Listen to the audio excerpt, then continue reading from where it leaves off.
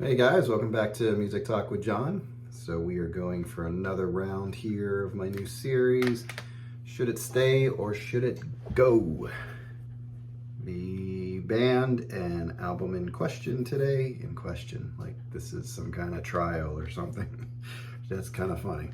The band's The Killers and the album is Hot Bus. I picked this up a while ago, just kind of sat around. I think I might have even got it for free. Somebody might have given it to me. I don't know. And I listened to it previously, and it's one of the albums in my collection that I wanted to give a second listen to and really see if it fits what I'm looking for in my collection. And it's interesting that you know how like you think of an album and you have a certain impression of it in your mind, and you listen to it again and you go, sometimes it's a good sometimes it's a bad So let's see how this turned out. All right, so this came out in 2004. They recorded it in like 2003, came out in June of 2004. This is their first album, and it had 4 singles that were released off of it. Mr. Brightside, which is the huge one, that's the one I like, and played like crazy. I remember the video, it was a cool video for that too. Somebody Told Me, All These Things That I've Done, and Smile Like You Mean It were the 4 singles that were released off the album. There's 11 tracks on this CD, and I noticed when I was doing my research that there is one extra track, 12th track. What did they call that? Let me see here. Could have sworn there's a 12th track.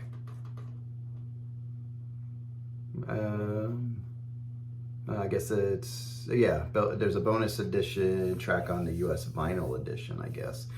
Glamorous Indie Rock and Roll was the one. And they have all kinds of different variations of this album. But this one, I'm focusing on the 11 tracks. And the 11 tracks that I'm focusing on, and I'll kind of give you a breakdown. How should I do this? I'll tell you my favorites first and ones I didn't like as much. So my 2 favorite songs off the album were Mr. Brightside and Somebody Told Me. Really good hooks and things like that, just good songs. Then after that, you have Jenny Was a Friend of Mine, Smile Like You Mean It, All These Things That I've Done, Andy, You're a Star. And it seems like the first part of the album really started off strong. And then it kind of got predictable, almost kind of the same. It didn't change much. I wonder if this would have been a good like 9-track album or something, because once you kind of get past that 6th song and you have like 5 songs left, I'm kind of like, you know, it's not good when you're kind of going, what am I doing for dinner kind of thing.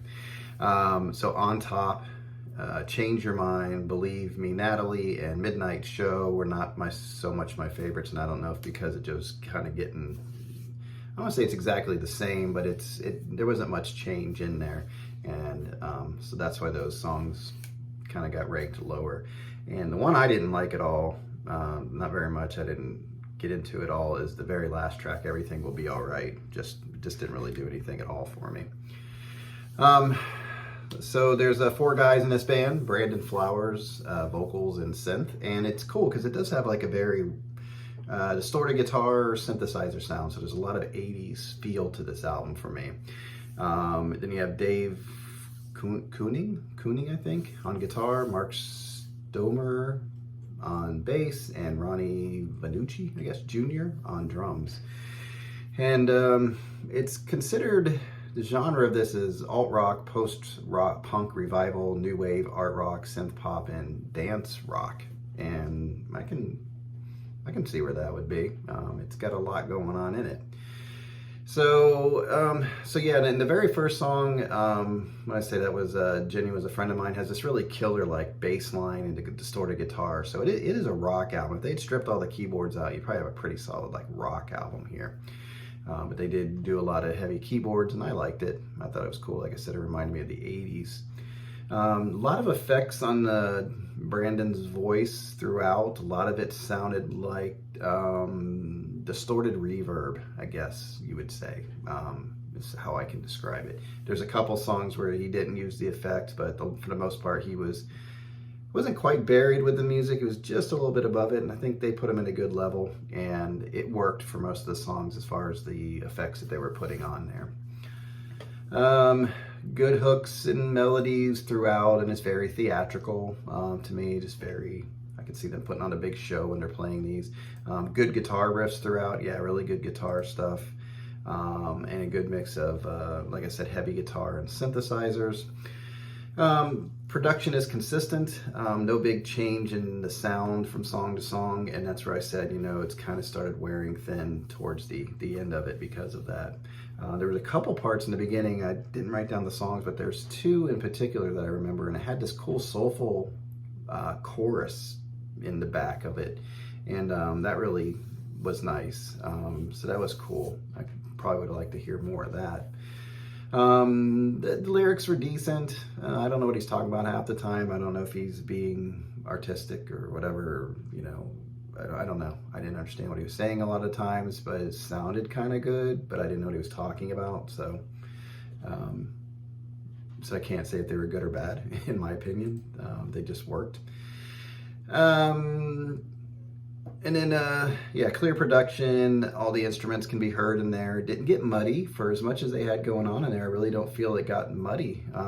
They kept it, maybe there wasn't as much going on as I thought, and they just filled it in quite well. So, yeah, they did a good job with that. And so it's like, you know, big talent in this band. Obviously, they can write a song really, like I said, good hooks, melodies, and things that bring you in. But the album does start getting a little long in the tooth for me. So, what are we going to do here? And my ranking of it, too. I can give you that. Out of 5 stars, thinking about everything and how it worked and the songs I liked, blah, blah, blah. I gave it a 3.5 out of 5 stars. So that's going to kind of give you an idea. If I want albums in my collection that I really like, they're probably not going to be 3.5 star albums unless there's some really strange reason, like it's in a collection or who knows. But for this one, it's time to put this album in the hands of someone who will enjoy it more than I do. So this will be going back out in circulation. I will not be keeping The Killers. Like I said, it's enjoyable. If somebody put it on, I would enjoy it, but it's not something I'm going to pull out and go, I need to play this.